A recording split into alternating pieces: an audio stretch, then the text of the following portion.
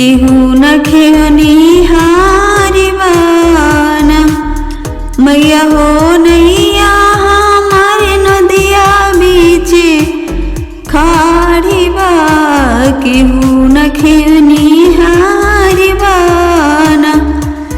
एको तो दिखिबी गोइनी राम जी दानी, को तो दिखिबी गोइनी राम जी दानी। उनका हाथा में धनुष निशानिबा, केहू नखियनी हारिबाना। उनका हाथा में धनुष निशानिबा, केहू नखियनी हारिबाना। मैया हो नैया हमारे नदिया बीच खाड़िबा, केहू नखियनी हारिबाना। एको तो दिखिबी गोइनी बरिमा जी दानी, को तो दिखिबी गोइनी बरिमा जी दानी।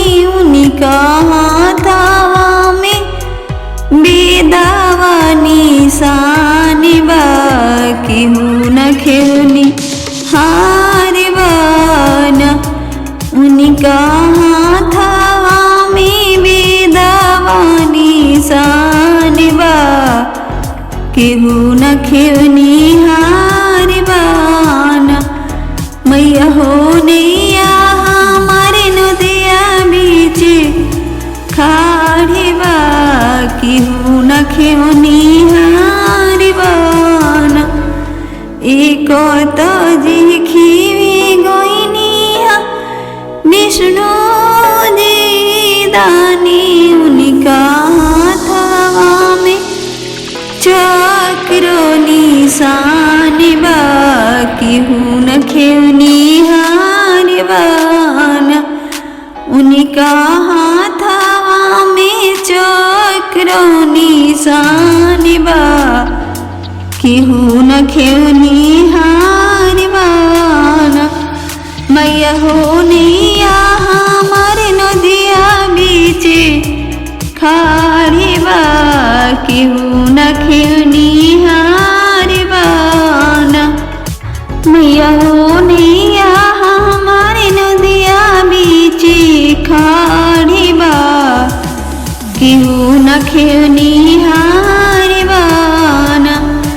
एको तो दिखिबी गोइनी भोला जी दानी, को तो दिखिबी गोइनी भोला जी दानी।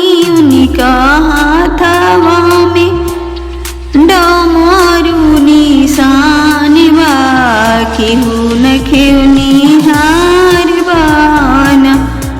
उनका हाथवा में त्रिशूल निशानिबा, केहू नखियनी हारिबाना। मैया हो नैया हमारे नदिया बीच खाड़िबा, केहू नखियनी हारिबाना। थैंक यू दोस्तों, इस वीडियो पर बने रहने के लिए। वीडियो अच्छी लगे तो वीडियो को लाइक और चैनल को सब्सक्राइब जरूर करें। एक बार प्रेम से बोलो दुर्गा मैया की जय।